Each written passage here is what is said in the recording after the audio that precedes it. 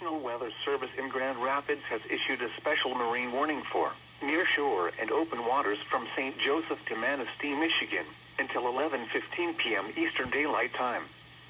At 8:21 p.m. Eastern Daylight Time, severe thunderstorms were located in a line along the Wisconsin shoreline, extending from Manitowoc to Milwaukee to Kenosha, moving east at 30 knots.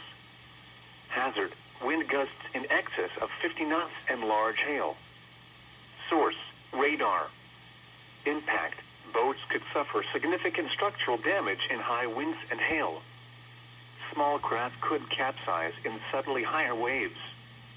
Locations impacted include St. Joseph Light, South Haven Light, Saugatuck Pier Heads, Holland Light, Grand Haven Light, Mona Lake Channel, Muskegon Light, White Lake Pier Heads, Little Sable Point Light, Pettswater Pier Heads, Ludington Light, and Big Sable Point Light.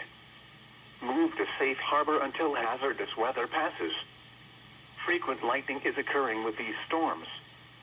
If caught on the open water, stay below deck if possible. Keep away from ungrounded metal objects.